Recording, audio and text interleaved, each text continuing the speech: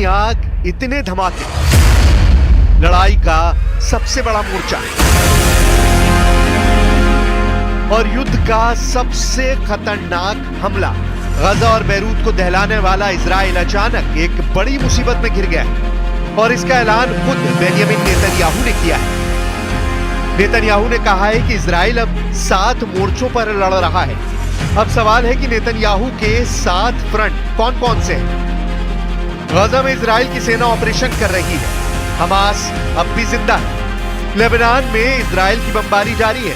Syria के बड़े हिस्से पर इजराइल की फौज मौजूद है। यमन से भी इजराइल पर हमले थम नहीं रहे, जबकि अमेरिका ने 2-2 कैरियर तैनात कर दिए हैं। ईरान जो सबसे खतरनाक मोर्चा है, वहां से नेतन्याहू को बैड न्यूज मिली है और ट्रंप जो खुद एक मोर्चा बन चुके हैं, उनमें भी इजराइल का भरोसा डगमगाने लगा है। नेतन्याहू का 7वां मोर्चा खुद इजराइल है, क्योंकि बंधकों की रिहाई को लेकर नेतन्याहू बुरी तरह घिर चुके हैं। इन सब मोर्चों में नेतन्याहू का ताजा फोकस गजा पर है, क्योंकि सेना अध्यक्ष को बदलने के बावजूद गजा में इजराइल का ऑपरेशन कामयाब साबित नहीं हो रहा। गजा के अंदर कई फ्रंट खुले हुए हैं और यहाँ हमास को कंट्रोल करने वाली इजराइल की पावर फेल साबित हो रही है। आखिर कहां चूक रहे हैं नेतन्याहू के कमांडर? क्यों गजा के ऑपरेशन ने नेतन्याहू के माथे पर बड़ी बड़ी और गहरी लकीरें खींच दी हैं? אם לא נשלים את השמדת היכולות הצבאיות והשלטוניות של החמאס, ה7 באוקטובר הבא והחטיפות הבאות הם רק שאלה של זמן. החמאס אומרים שהם יעשו את זה, הם מתכוונים לעשות את זה, והם עובדים לעשות את זה. गजा में जारी बहुत ही भयंकर युद्ध बढ़ने के आसार नजर आ रहे हैं। इजराइल की बमबारी की रफ्तार 10 गुना तेज होने का सिग्नल मिल चुका है। ईसाइयों के धर्मगुरु पोप फ्रांसिस, जो अब इस दुनिया में नहीं रहे, उन्होंने बार बार इस युद्ध को रोकने की अपील की, लेकिन सब बेअसर साबित हुआ। Cessate il fuoco, si liberino gli ostaggi, si presti aiuto alla gente che ha fame e aspira ad un futuro di pace. Pope की अपील से न पहले युद्ध रुका है, न अब रुकने के आसार हैं, बल्कि इजराइल का ऑपरेशन एक बार फिर हमास को जड़ से खत्म करने का दावा कर रहा है और नेतन्याहू कसम खा रहे हैं कि इस बार तो छोड़ेंगे नहीं। लेकिन दुनिया के सामने जिस तरह से नेतन्याहू ने स्टेटमेंट दी, उसमें हमास को लेकर गुस्से से ज्यादा पैनिक बटन नजर आ रहा है, जो नेतन्याहू ने दबा दिया। नेतन्याहू ने कहा है कि चाहे जो हो जाए, हमास के सामने सरेंडर नहीं करेंगे। यानी नेतन्याहू बहुत ज्यादा प्रेशर में है। חמאס דורש את סיום המלחמה והותרת שלטונו על כנו. הוא דורש גם נסיגה ישראלית מוחלטת מעזה ושיקום עזה עם הכנסת הון עתק שיאפשר לו להתחמש מחדש ולהכין שוב מתקפות עלינו.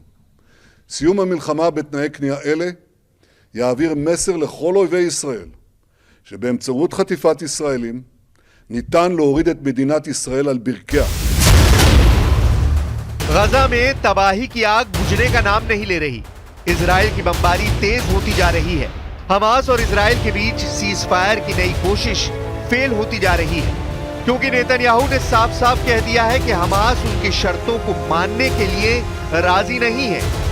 यही वजह है कि गजा को हर तरफ से घेरने के बाद इजराइल ने फिर से कई इलाकों पर चढ़ाई कर दी है। हमास से मिल रहे नए चैलेंज का मैसेज भी साफ है, वो ये कि हमास झुकेगा नहीं।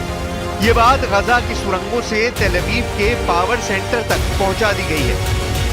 इजराइल और हमास के बीच जब जनवरी में सीज फायर हुआ था, उसके बाद से हमास 30 बंधकों को रिहा कर चुका है, जबकि 8 इजरायली बंधकों के शव भी वापस किए गए हैं। हालांकि 24 बंधक अब भी हमास के कब्जे में हैं। 18 मार्च को सीज फायर टूटने के बाद से इजराइल के हमलों में 1800 फिलिस्तीनियों की मौत हुई है। इनमें 600 तो सिर्फ बच्चे हैं। बंधकों को छुड़ाने के लिए नेतन्याहू पर गजा बॉर्डर से प्रेशर डाला जा रहा है। बंधकों के रिश्तेदार इजराइल गजा बॉर्डर से डोनाल्ड ट्रंप को मैसेज दे रहे हैं कि नेतन्याहू पूरी तरह फेल साबित हुए हैं। President Trump, Netanyahu is lying to you, he's deceiving you, he's using you to stay in power on the blood of Israeli civilians and Israeli soldiers. Please, Mr. Donald Trump, sir, please make Netanyahu end this war.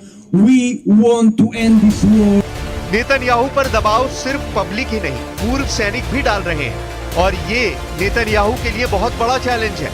Israel air force के करीब 1000 पूर्व वायु सैनिकों ने Netanyahu को चिट्ठी लिखी है। डिमांड है कि नेतन्याहू युद्ध खत्म करें। बहुत से पूर्व फाइटर पायलट चाहते हैं कि नेतन्याहू हमास के साथ युद्ध खत्म करने वाली डील करें ताकि बंधकों को वापस लाया जा सके। This is one of the goals that we set up, to say the pilots are not alone. It's not only them who thinks this way. It's a widespread opinion and you have to take it into consideration. Gaza पर Israel की बमबारी में सिर्फ 2 दिनों के अंदर 100 लोगों के मरने की खबर है। इन हमलों से पहले जब तक सीजफायर चला और हमास ने जब बंधक छोड़े तब नेतन्याहू को वाहवाही मिली और लगा कि अब युद्ध हमेशा के लिए खत्म होगा। इजराइल के बंधक घर पहुंचेंगे और गाजा को दोबारा बनाने का काम शुरू हो जाएगा। लेकिन 2 महीने चले सीजफायर के बाद इजराइल ने अपनी सेना पर लगी ब्रेक को हटा दिया और तब से जारी बमबारी ने गाजा में मौत के सभी रिकॉर्ड तोड़ दिए हैं। गाजा के स्वास्थ्य मंत्रालय की रिपोर्ट है कि 7 अक्टूबर 2023 से अब तक 51,000 से ज्यादा लोगों की मौत हुई है। 1,16,000 से ज्यादा लोग घायल हुए हैं। इजराइल का दावा है कि मारे गए लोगों में 20,000 लोग हमास से जुड़े थे। वहीं इजराइल की रिपोर्ट है कि गाजा में हुए ग्राउंड ऑपरेशन में अब तक उसके 410 सैनिकों या सुरक्षा कर्मियों की मौत हुई है। गाजा में बमबारी ने पूरी दुनिया को परेशान किया है, इसमें कोई शक नहीं। इजराइल और हमास की टक्कर वर्ल्ड वॉर करा सकती है, इसमें भी कोई शक नहीं, क्योंकि फिलिस्तीन और इजराइल का मुद्दा हमेशा से पश्चिम एशिया में बारूद का ढेर कहा जाता रहा है और अब तो 19 महीने के युद्ध में इतना बारूद बरसा है कि वॉर का रिकॉर्ड रखने वालों के लिए भी अपने आंकड़े समेटना मुश्किल हो गया है। Watson institute for international and public affairs की रिपोर्ट है कि 7 अक्टूबर 2023 से अब तक गाजा में 232 पत्रकारों की भी जान जा चुकी है। ये आंकड़े यूगोस्लाविया, वियतनाम और अफगानिस्तान में हुए युद्ध से भी ज्यादा है। यानी गाजा में 550 दिनों के युद्ध में सबसे ज्यादा पत्रकार मारे जा चुके हैं। गाजा के अलावा नेतन्याहू को बड़ी टेंशन ट्रंप ने दी है। परमाणु कार्यक्रम को लेकर अब तक ईरान और अमेरिका के बीच जो भी बातचीत हुई है उसमें इजराइल की कामयाबी वाला स्कोर 0 साबित हुआ है, क्योंकि ईरान अब तक मीटिंग से खुश है और इस बात ने नेतन्याहू को नया तनाव दे दिया है। לכן אני רוצה להגיד לכם גם כמה מילים על איראן. אני מחויב למנוע מאיראן נשק גרעיני. אני לא מוותר על זה, אני לא מרפה מזה, ואני לא נסוג מזה. לא מילימטר. नेतन्याहू ने ट्रंप पर भरोसा किया और ईरान को अमेरिका के हवाले छोड़ दिया।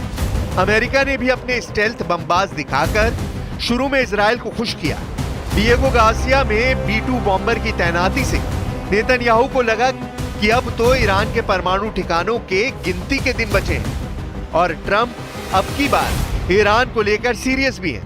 लेकिन ईरान के विदेश मंत्री अब्बास अराक्ची ने इटली में ये कहकर नेतन्याहू की उम्मीदों पर पानी फेर दिया कि ईरान अब तक की बातचीत से खुश है और ईरान के इस रुख ने नेतन्याहू को इस बात पर यकीन करने के लिए मजबूर कर दिया कि उनके सामने 2-3 नहीं बल्कि 7 फ्रंट है।